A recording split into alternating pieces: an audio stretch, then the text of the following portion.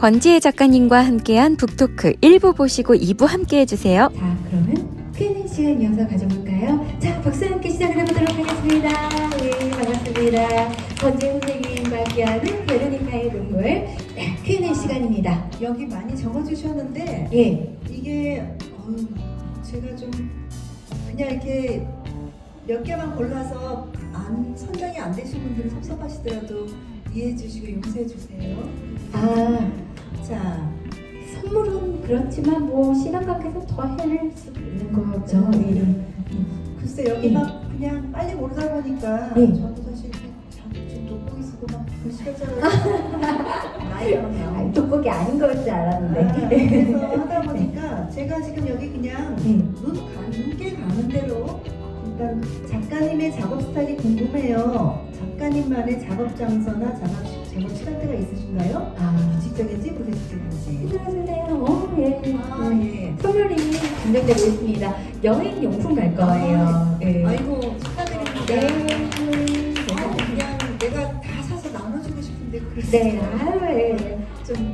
자, 이거 궁금해하시는 분들 많더라고요. 저 작가가 어떻게 작업을 하나 궁금한 게 많은 것 같은데 저는 완전 올빼미형이에요. 그래서 제가 글을 지금 10년 이후에 못 쓰는 이유도 나이가 드니까 이게 올빼미형으로 밤에 일하고 나면은 젊을 때는 그 다음날 빨딱빨딱 일어나서 이게 됐는데 나이가 드니까 그걸 못 하겠는 거예요. 그러니까 작업 시간대가 이제 안 되니까 이게 체력적으로 좀 안 돼서 이제 좀 쉬엄쉬엄 쓰자 이렇게 돼가는 거고요.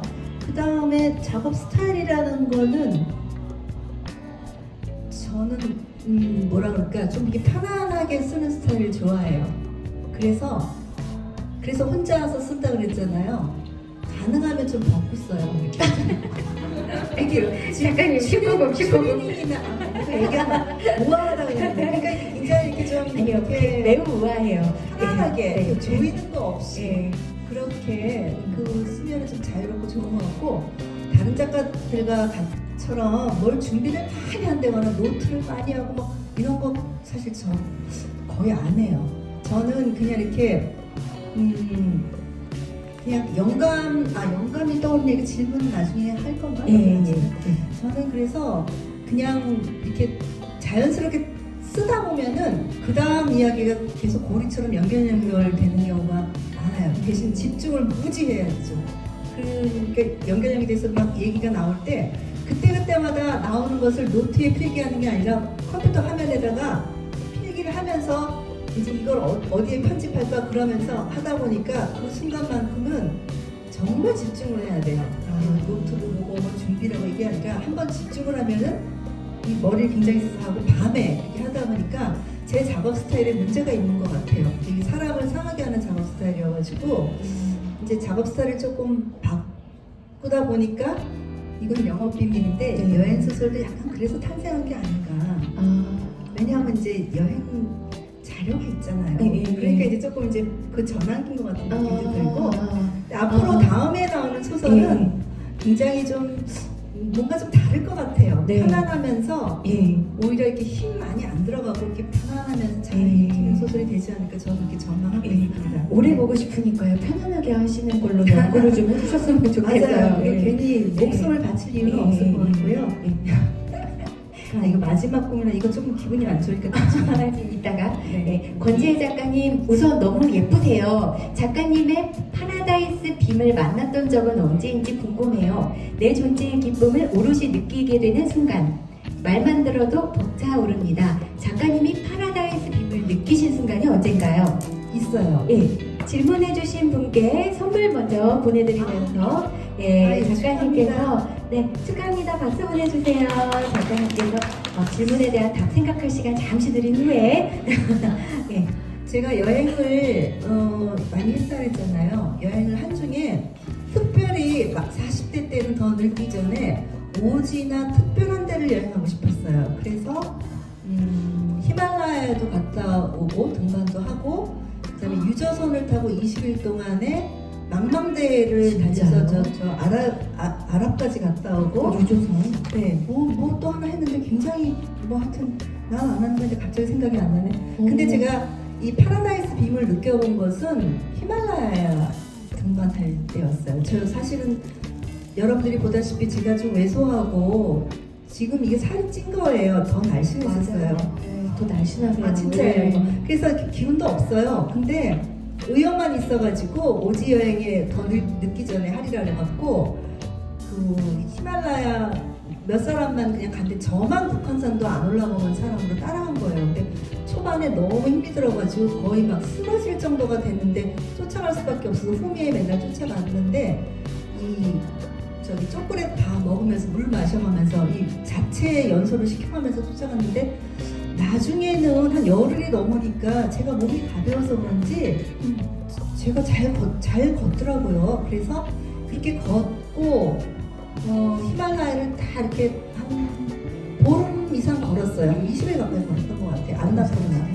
그리고 나서 서울에 오니까 정말 이상한 게요. 몸무게도 이렇게 군살이 더 쫙 빠지더라고요. 네. 그리고 오니까 햇빛이 저는 입자가 이렇게 우리 왜 옛날 휴대폰으로 찍은 사진 말고 최신 휴대폰으로 찍은 화소가 막 높아가지고 선명하게 보이는 느낌이죠. 그렇게 보이는 거예요. 모든 게 이렇게 보이는 것마다. 그래서 내가 이건 뭐지? 내가 천국에 와 있나? 그리고 막 마약 탄 가루 같은 걸 내가 마셨나? 막 이런 기분이 느낌이 좋아요? 그렇게 좋아요. 한 20일 갔어요. 아. 그래서 그 느낌이 나중에 제가 어몽길 대장하고도 좀 잘 알거든요. 네. 제가 같이 등반한 적도 있어요. 네. 제주도 한라산. 네. 근데 그분한테 그렇게 얘기했더니 그거는 맞대요. 그 히말라야 기운이 그렇대요. 원래 네. 그렇대요. 그렇대요. 그래서 어쨌든 그게 저로서는 파라다이스 빔을 느꼈던 가장 강력한 순간이었던 것 같아요. 힘들지 않고 그럼 좋아요. 아? 힘들지 않고 좋아요. 현기증이 아니고 정말 좋아요. 힘들지 않고 좋다. 네. 그러니까 이렇게 막 선명한 게 몸이 가볍고 아, 아주 네네. 되게 이렇게 느낌이 선명하고 가벼워요. 그런 얘기도 한번 거기가 가벼워. 들어보고 싶어요. 소설 속에서. 아, 다시 나중에 알겠습니다. 네. 이거 볼까요? 내가 누구인지 묻지마를 수록하신 의도가 궁금합니다. 여행 소설과는 거리가 있는 작품이라는 생각이 들어서요. 책 읽어보신 분이네요. 내가 이게 조금 누구신가요? 예. 아, 네, 선물 먼저 전해드릴게요. 네, 박수 보내주세요. 예. 축하합니다. 내가 누구인지 묻지마. 네. 이것도 어떻게 보면은 여행 소설의 끝에 묶여가지고 좀 낯설은 작품이라고 생각할지 모르지만 어떻게 보면은 여행이라는 게 집을 떠나가지고 낯선 곳에서 사는 거잖아요. 네. 이 두 주인공도 자기의 본가를 떠나가지고 혼자만의 낯선 비밀스러운 장소에서 살면서 겪는 이야기이기 때문에 넓게 보면 인생 전체 삶의 여행이라고 할 수가 있죠. 삶의 여행의 종착지는 어디예요? 죽음이잖아요. 그러니까 살고 죽고 하는 그 이야기인데 어떻게 보면은 이거는 뭐라 그럴까 청탁에 왔는데 여행을 갔다 오질 않았어요. 그래서 당시에 신문 기사에 많이 이렇게 회자되고 있는 게 강남에 되게 부잣집 아빠인데 정말 그렇게 죽을 이유는 없는데 자기가 실패했다는 생각에 뭐 죽은 그 가정이 하나 있어요 신문에. 그분의 기사가 머리에 이렇게 꽉 저에서 우리의 어떤 우리 사회의 뭐라 그럴까 빈부격차, 빛과 그림자 이런 것들에 대한 생각이 좀 들더라고요. 네.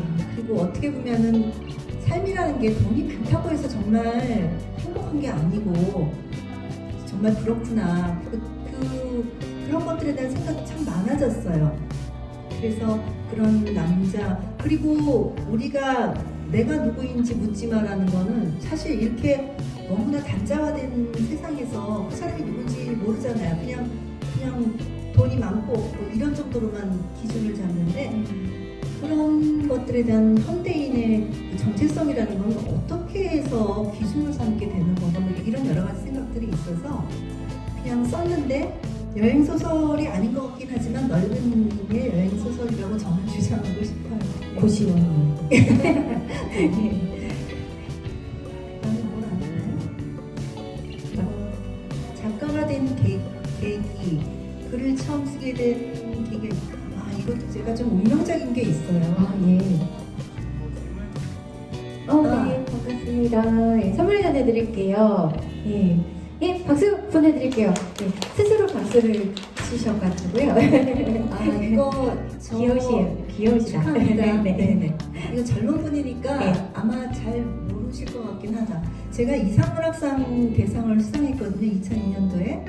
그때 작가의 자서전이라는 거를 같이 쓰게 돼 있었어요. 근데 거기에 제가 밝힌 적이 있는데 저는 고등학교 때부터 아까 신문반 기사를 했다 했잖아요. 그 부원생님이 지도하시는. 그래서 작가 글을 뭐 그때부터 열심히 좀 썼고요. 그래서 글을 뭐 무슨 백일장 같은 상도 좀 받고 그래서 작가의 꿈을 가지고 있긴 했는데 사실은 좀 더 결정적인 계기는 이 얘기는 뭐 다 아시는 분은 아닌데 제가 바로 밑에 여동생이 3살 아래인 여동생이 있었어요. 근데 걔가 굉장히 똑똑했어요. 근데 어린 시절에 그 동생이 어느 날 아버지가 얘가 암이 걸렸다 그러더라고요. 그래서 그 동생이 암이 걸려도 나는 내 동생한테 금방 죽을 거라는 생각은 안 했어요. 왜냐하면 그냥 다 주관적인 거야. 내 삶에 이런 일이 있을 거 나는 절대 죽을 것 같지 않고 어릴 때는 그랬거든요. 근데 어느 날 죽더라고요. 근데 그 동생이 죽고 나서 서랍을 열어보니까 물론 걔가 굉장히 그림을 잘 그리고 그 다음에 글도 잘 쓰고 그랬어요. 그런데 열어보니까 이런 뭉치에다가 만화를 잔뜩 그려놓고 그 다음 문집을 따로 만들어 놓고 이랬어요. 근데 그런 것들이 그때 당시에 보니까 초등학교 6학년, 중학교 1학년 그때부터 쓰는 것들도 너무나 잘 썼어요. 물론 고등학교 1학년 나이에 휴학을 한 상태에서 그렇게 되고 내가 대학교 1학년 때 동생이 이렇게 됐는데 그 동생이 쓴 걸 보니까 시도 쓰고 너무 잘 썼는데 이거를 동생과 함께 못 버리고 불태워버리기 너무나 아까워서 제가 복사를 해서 동생을 위해서 책을 만들어야 되겠다고 결심을 했는데 그게 또 무슨 소용이 있겠나 싶고 우리 엄마는 자꾸 49지 다 태워야 된다고 원본을 내놓으라 그러지. 그래서 제가 몰래 대학 때 복사실에 가서 잔뜩 복사를 해놓고 따로 제가 빨간 보따리에 묶어가지고 집안에 제 비닐 창고에 넣어놨어요. 그리고 그 원본을 줘서 엄마가 절에 가서 다 태우고 했는데 너무 허무한 거예요. 어떻게 이렇게 정말 나보다 더 똑똑하고 글들 났을 내가 이렇게 죽을 수가 있어. 이게 뭐가 인생이고 신이 어디 있어. 막 그래갖고 그걸 가지고 그 보따리를 두고 그 친구랑 울고 그랬어요. 그러다가 결심을 한 게 그 친구가 야 우리 그 친구도 작가 지망생이죠. 야 우리 이렇게 소멸되는 것을 불멸할 수 있는 거는 글쓰기밖에 없다. 동생은 죽었지만 동생의 이야기를 쓰면 돼. 문학으로 남기면 돼. 우리 작가가 되자. 이렇게 했어요.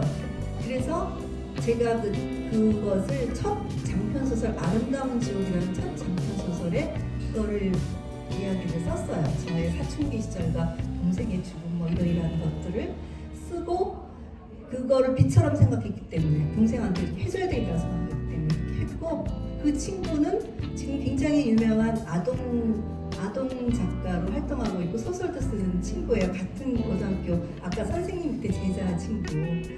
그래서 그런 운명적인 사건이 있었기 때문에 작가가 되지 않을 수가 없다고 생각했어요. 네, 박수 쳐주셔도 됩니다. 네. 작가님의 이야기가 진심이 있게 공감대를 불러오는 것 같은데요. 네, 아직까지도. 질문입니다. 작가님께 2021년 절친과 함께 한 달 동안 유럽 여행을 떠나려고 계획하고 있습니다. 아직 고민 중인데요. 혹시 작가님께서 추천해 주실 만한 여행지가 있을까요? 누가 질문 주셨나요? 네, 계신 분이 질문 주셨네요. 네, 축하합니다. 유럽은 보통 그 유레일 패스 끊어가지고 다 돌지 않나요? 그 중에 뭐 특별히 어디를 추천해달라. 저는 파리도 물론 참 좋지만 거기는 생활의 공간이었기 때문에 애증이 있어요. 근데 제가 정말 순수하게 좋아했던 곳은 처음에 요새 베네치아잖아요. 이태리. 베네치아를 갔을 때 그 낭만적인 그 풍경을 제가 잊지를 못하겠어요. 약간 초여름이었는데 그 바닷물이며 배를 타고 이렇게 돌아다니는 곤돌라 타고 돌아다니고 뭐 그 산마르코 광장의 성당에서 종소리 울리고 거기서 커피 한잔 하고 그 베로니카의 그 뭐죠? 베네치아죠. 베네치아 비둘기 베네치아에 그때 남편이랑 갔거든요. 그때는 둘째가 어디서 태어나기 전이라 큰애 딸내미하고 셋이 가서 배를 타고 왔는데 옆에 있는 사람이 남편이 아니었으면 좋겠다는 어떻게 그냥 이렇게 그런 지나친 낭만적인 생각이 들어서 그럼 이제 우리끼리만 알까요? 그럼 좀 밀리지 마세요. 그럼 누구? 뭐 아무 생각도 없이 그런 생각이 들 정도로 너무나 로맨틱한 장소였어요. 근데 아쉽게도 요즘에 그 베네치아가 막 물이 막 들어왔다고 해서 거기 빨리 가보세요. 거기 빨리 가야 돼요. 베니스 비엔날레 몇 군데 빨리 가야 될 때가 있잖아요. 네. 세계적으로 좀 유명한 네. 곳이잖아요. 자, 그러면은 마지막으로 작가로서의 마지막 꿈이나 목표가 있다면 무엇인가요? 이 질문 이게 말고 마지막 다른 거야? 걸까요? 예, 축하합니다. 축하합니다.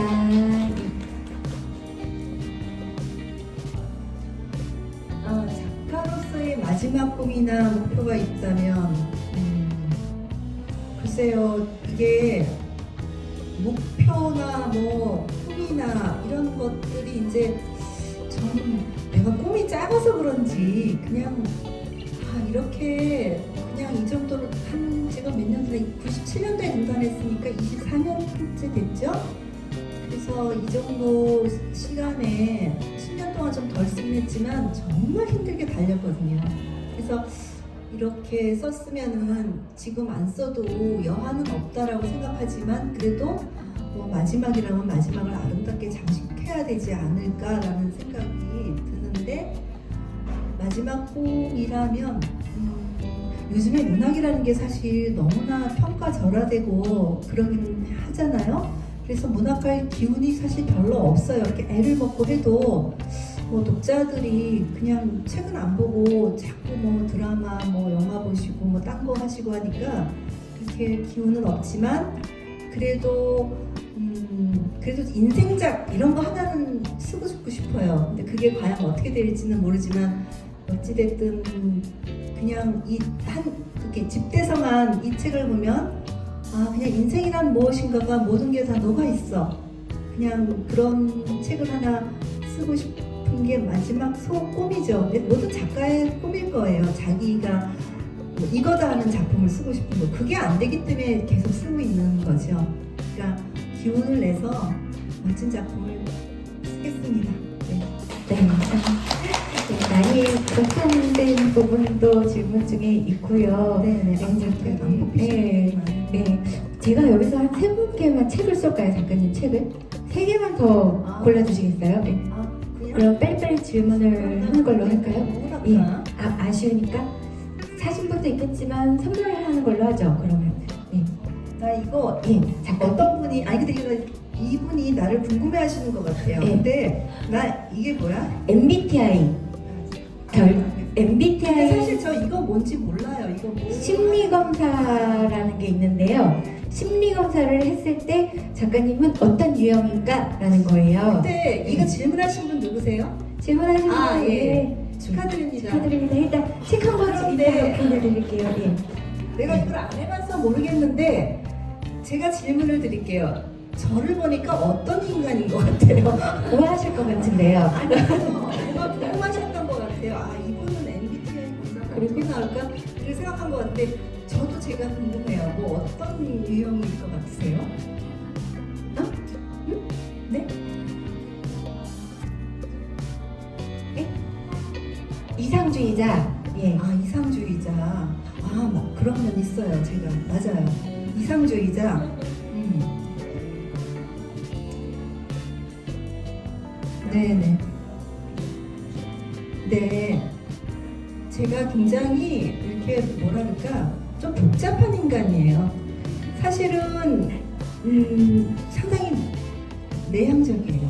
내향적인데 그렇다고 해서 그리고 별로 이렇게 되게 사교적이지도 않고 내가 먼저 연락하고 이런 스타일은 아니거든요. 그런데 일단 뭔가 사람들 앞에서 뭘 해야만 될 때는 또 열심히 해요. 그런 거 막 수줍어하거나 이런 게 아니라 약간 무대 체질도 있나 이런 정도 약간 그 수줍어하는 거는 아니고 대신에 제가 베로니카의 눈물에서 얘기를 하려고 했었는데 굉장히 이상주의자적인 면이 있어요. 왜냐하면 저는 인간의 순수한 인간애를 믿거든요.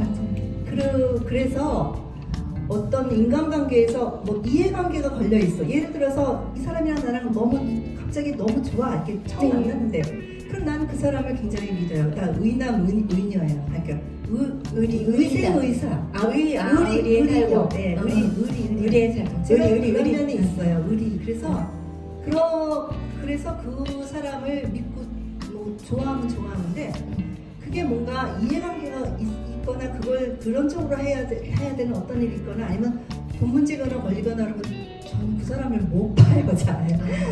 그런데 그런 성격이다 보니까 베로니카의 눈물과 같은 그런 장소에 제가 떨어졌으니 제가 무슨 시험에 든 것 같더라고요. 시험 현장에서 나의 이런 막 심리나 인성을 시험해보는 단계로 계속 내가 한 단계 거치고 또 한 단계 나는 그냥 저 사람을 믿고 싶은데 이걸 의심해야 되나 막 이런 괴로움이 있었어요. 그래서 그런 면에서 약간 이상주의자이고 약간 원칙주의자는 면도 있고요. 좀 그래. 맞다 이거 싶어요. 맞아. 계획을 세웠는지 또? 그 계획을 세우는 부분이 많아요. 아까도 얘기했지만 내가 모든 경우의 수를 다 하는데 그렇다고 제가 책을 쓰고 글을 쓸 때 계획을 열심히 세우지는 않는다 그랬잖아요. 그러니까 약간 좀 이상한 애인 거예요. 그러니까 임기응변에 능해요. 또 어떨 때 보면은. 그래서 어떤 글을 써. 근데 마감이 내일이야. 뭘 빨리 써야 돼. 그러면 막 미칠 것 같은데 어떡하든 꿍떡꿍떡해서 임기응변으로 써요. 저기 지금 우리 SRT 기자님이 계시는데 제가 요번에 거기 원고를 썼어야 됐었는데 어머니가 갑자기 응급실에 실려가신 거예요. 척추뼈가 부러지셔갖고 막 너무 걱정이 되는데 더 이제 계속되면 더 골치 아플 것 같아서 엄마 다른 동생이 보고 있기 때문에 지금 오늘 이 순간에 빨리 써야 돼. 그런데 그냥 어떻게 할 수가 없어갖고 제가 아마 더 늦게 줄이라고 생각했는지 모르지만 좀 빨리 줬죠. 제가 생각보다 그냥 써갖고 줬잖아요. 근데 괜찮았죠. 제가 또 이상하게 그런 면들이 있더라고요. 네. 똑똑하신 것 같아요. 아니 그거 얘기하려는 게 아니라 진짜로. 좀 이상한 사람이에요. 자, 또 한 개 뽑겠습니다. 다 내가 뽑아요? 예. 아니 참. 그냥 간단한 거 뽑아야 되겠다. 혹시 자전거를 타시는 걸 좋아하시나요? 자, 어떨 것 같아요? 이거 누가 했어요? 예. 킥감을 드리겠습니다. 아니 근데 이거 공짜로 드시네. 이거 간단한 건데 내가 하면 돈이 좀 자, 어떨 것 같아요? 저 자전거 못 타요. 근데 자전거 진짜 못 타거든요. 아예 못 타거든요. 아예 못 타는데 그냥 자전거 타는 여주인공이 나오잖아요.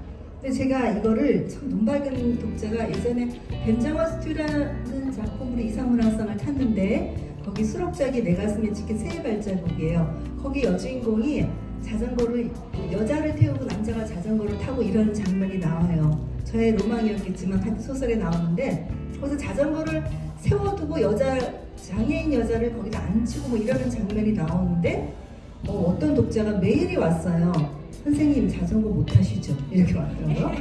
그래서 이건 뭐야? 그랬더니 그거를 자전거를 뭐 이렇게 세우고 사람을 태우고 하는 게 쉽지 않은가 보죠. 저는 뭔지 모르겠어요. 그래서 뭐라고 논리적으로 설명을 하는데 자전거가 이렇게 차갑지 않은가 봐요. 그래서 그래서 뭐 그런 오류가 있었나 봐요. 그래서 무섭다 독자들이. 소설이님, 네. 그래서 어쨌든 자전거 타는 얘기가 나와서 제가 한번 뽑아봤어요. 자, 다음 제가 질문. 어떻게 했지? 코나 여행 가장 좋았던 거 추천할 곳 어디 있는지 아까도 얘기했던 것 같고요. 바다 좀 재미있는 게 있어요. 가고 싶은 곳 고르는 여행지 기준과 아직 가보지 않은 곳 중 꼭 한번 가고 싶은 곳이 있다면 이게 어떤 거예요? 예. 이거 작가님이 여행지 가고 싶은 곳을 고르는 기준과 그래서 아직 가보지 않은 곳 중에 꼭 한번 가보고 싶은 곳이 있다면요. 이거는 누구시죠? 아까 처음이신가요? 네네. 한 번만 빨간색 옷 입으신 분. 네. 네. 축하합니다. 축하합니다. 예. 가고 싶은 제가 사실 프랑스에서 바캉스 때마다 여행을 갈 때는 유럽 완전 정복 그래갖고 가야 할 곳 벨기에 뭐 무슨 뭐냐 이게 뭐 독일 영국 이렇게 해서 매년 한두 개씩 지우면서 갔어요. 그래서 지금 아직 거기 못 간 거는 다 돌아다녔고 못 간 거는 북유럽만 못 갔어요. 그래서 북유럽을 작년에 가려고 했었는데 참 좋은 여행사에서 무슨 작년에 다니고 헝가리 거기 물 빠지는 사고 났었죠. 근데 그 여행사에서 하고 크루즈를 타는 그런 게 있어갖고 그리고 거기 유럽에 그래요? 여행 많이 하시는 거구나.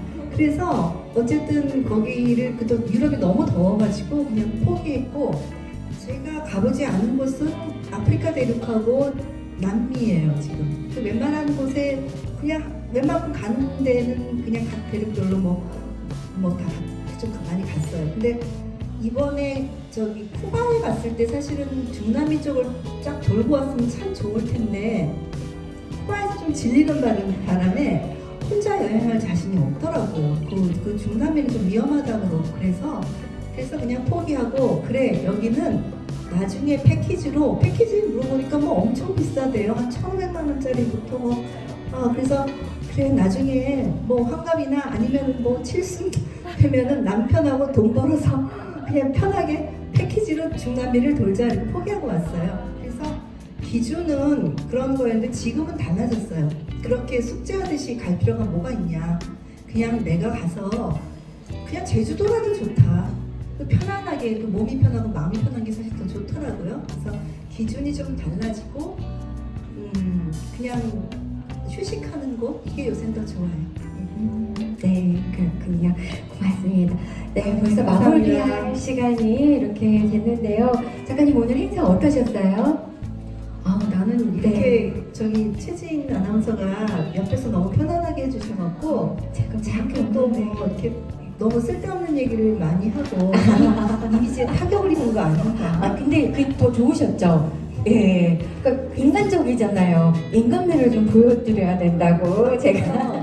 그냥 어디 가서 소문 내지 말고 권재희 작가는 우아하더라 그래주세요. 그리고 그냥 사실은 저랑 친구하면은 되게 편안하게 또 잘 지내는 친구들이 많이 있거든요. 그런데 이제 독자들하고는 그렇게 격이 없이 지내기는 좀 어려운 상황인데 어쨌든 참 즐거웠어요. 그래도 이렇게 여러분들이 편안하게 웃어주시고 이렇게 호응해주시고 하니까 제가 이렇게 막 쓸데없는 얘기도 하면서 웃자고 얘기도 하고 했지 만약에 너무 이렇게 있으면은 아까도 얘기했잖아요. 제가 굉장히 내향적인 사람이라고. 내향적인 사람인데 이렇게 이야기를 많이 하고 같이 즐겁게 이야기하는 거는 여러분들이 저를 그렇게 만드신 거예요. 그러니까 여러분들이 저를 제 안의 것을 잘 끄집어내시고 많이 이야기를 하게 만들고 또 서로 소통을 잘했다는 그런 얘기가 아닐까 싶어요. 그래서 저 이거 시간 다 됐어요? 너무 빨리 끝난다. 아쉽죠? 한참 물이 그래서 올라오는 더 하고 싶으신 말씀 있으면 지금부터 강연으로 하셔도 됩니다. 예. 여기 뭐 시간 제한 있나요? 장소를 이런 게 또 있을 것 같은데 우리 나중에 다시 또 할까요? 나중에 또 2부 다 오실 거죠? 다 오신다면 그 전제하에 저희가 또 재밌는 시간을 하나 최진 아나운서님 제가 제안을 하나 했거든요. 지방으로 돌까요? 그러지? 지방호뿐만 아니라 일산도 한번 찍고 타주도 한번 찍고 이러면서 이렇게 다 분당도 한번 찍고 어때요? 괜찮죠? 감사합니다. 어쨌든 정말 너무 반갑고요. 저 사실 10년 만에 책내가지고 굉장히 사실 쫄았었거든요. 저 되게 소심해요. 그래서 쫄아서 막 쓸데없이 막 의기소침하고 그랬는데 여기 와보니까 옛날 독자분이라는 분도 있으시고 또 이렇게 웃으시면서 막 저한테 격려의 미소도 날려주시고 하니까 제가 정말 더 열심히 써야 되겠어요. 앞으로 더 멋진 작품 써서 또 여러분들한테 또 좋은 작가로 남겠습니다. 좋은 추억 만들어서 저도 감사하고 어쨌든 요즘에 한창 어지러운 시절에 건강하시고요. 또 앞으로 또 만날 기회 있으면 만나 뵙기 바랍니다. 감사합니다. 네, 감사합니다. 네, 오늘 작가님과의 대화 즐거우셨나요? 예, 고맙습니다. 이렇게 끝까지 함께 해주신 여러분들께 감사드리면서 사인회 이어질 테니까요. 책 가져오신 분들은 사인 받으시면 되겠고요. 책 구입하실 분은 한쪽에 매대가 마련되어 있으니 직원의 안내에 따라주시면 되겠습니다. 사인회는 뒤쪽에서 진행될 예정입니다. 감사합니다. 네, 오늘은 권지혜 작가님 북토크 현장 중계해드렸는데요. 지인TV 좋아요와 구독도 꼭 눌러주시고요. 또 봐요.